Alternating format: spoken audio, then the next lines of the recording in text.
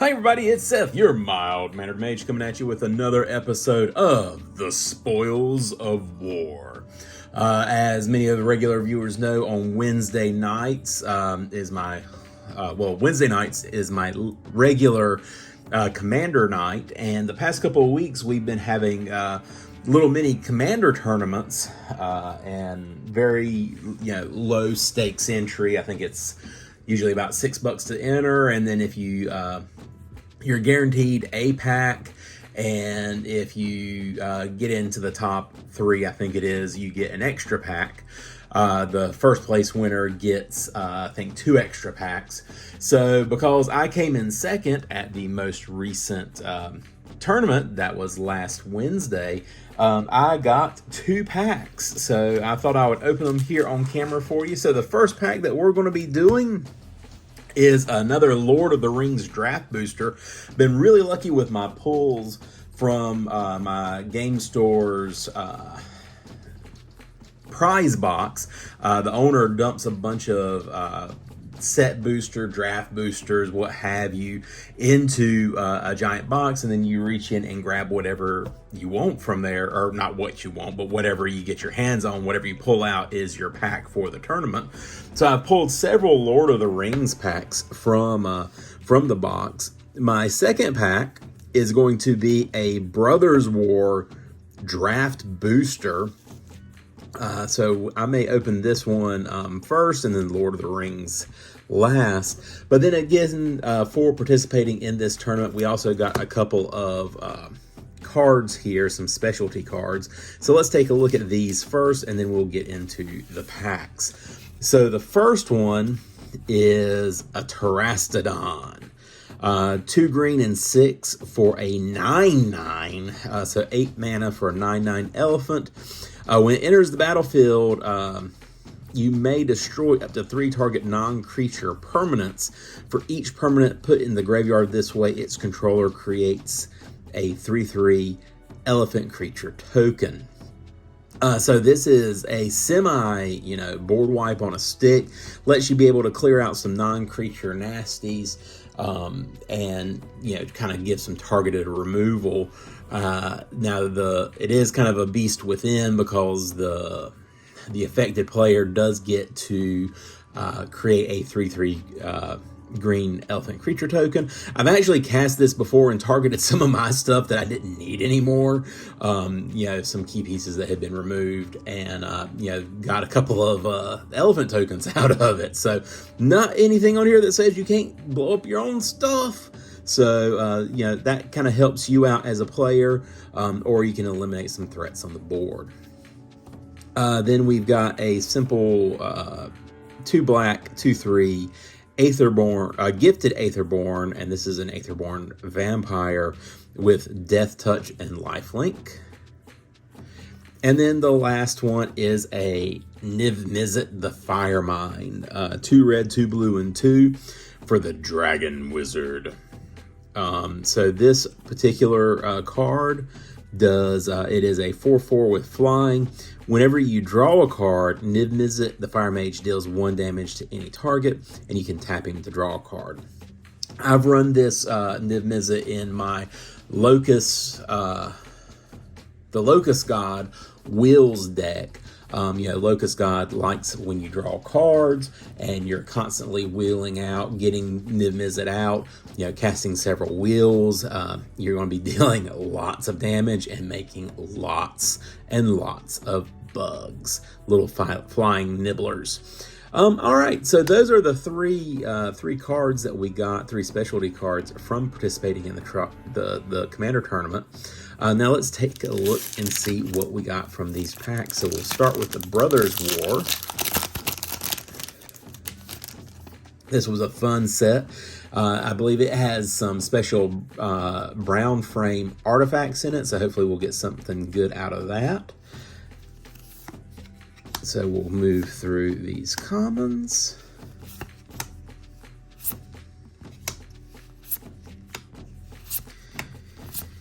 And then we'll take a look at those uncommons once we get there. Okay, here we go.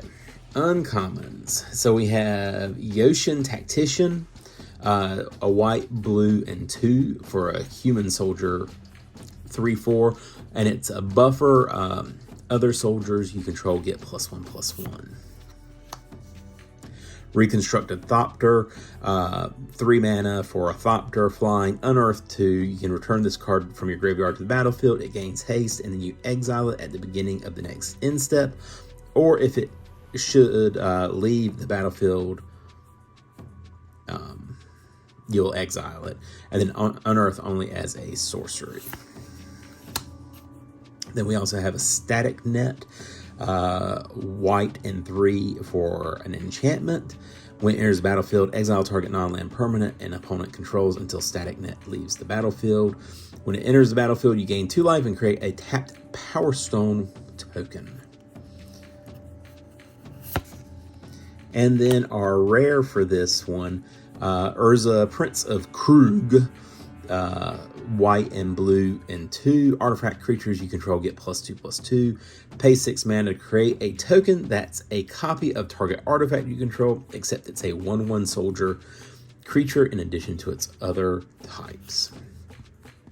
We also get a Sigil of Valor, 2 mana for an equipment. Whenever equipped creature attacks alone, it gets +1/+1 until end of turn for each other creature you control with an equip cost of 1.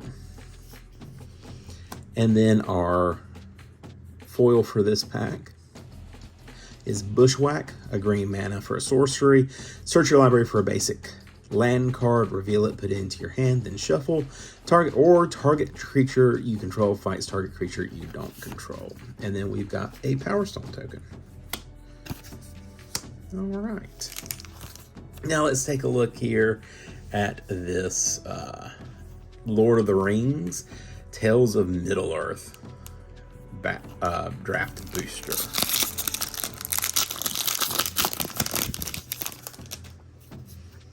All right, and then we'll just go through really quickly our commons.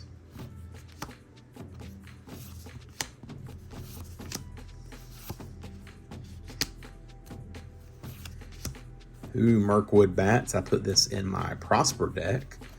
Does a lot of good work with those treasure tokens.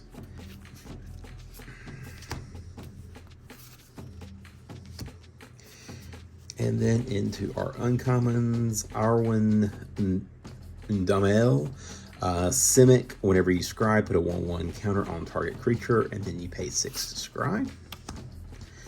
Reprieve, white and 1 for an instant. Return target spell to its owner's hand, and then you draw a card.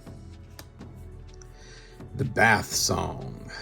As this saga enters, so this is blue and 3 for a saga. Chapters 1 and 2, draw 2, then discard a card. And then chapter 3, shuffle any number of target cards from your graveyard into your library and add 2 blue mana. And then our rare is going to be The Ring Goes South. Green and 3 for a sorcery. The ring tempts you. Then reveal the top cards of your library until you reveal X lands cards, where X is the number of legendary creatures you control. Put those land cards onto the battlefield tapped, and the rest on the bottom of your library in any order. That's a pretty good ramp spell, I think. And then we do have a copy of The Ring. I do like this ramp spell, especially if you are running a fairly creature-heavy deck. It doesn't say basic land cards; it's any land cards. So this is a good way to really thin out your deck for 4 mana. So I really like this ramp spell. I just built an Aragon, the Uniter human soldier deck, or humans deck, and I did put this in that deck as a ramp spell. So I'm excited to see how this card does. All right, and that's it. That's it for this episode of The Spoils of War. Now, this is a Tuesday. I know that really won't mean anything. This is Tuesday. This is the packs that were won last Wednesday. I do have another event tomorrow night. Hopefully we'll do some things. We're playing theme decks, and the theme is tribal, and I'm going to be piloting that brand new Aragorn, the Uniter Humans deck. So we'll see how we do in it. In the meantime, this is Seth, your Mild Mannered Mage, asking you to give us a like, give us a subscribe, drop us a comment below. Let us know how we're doing, what your favorite cards were from the Brothers War, what your favorite cards were from the Lord of the Rings. In the meantime, I'll see you on the next video and hope y'all have a fantastic evening.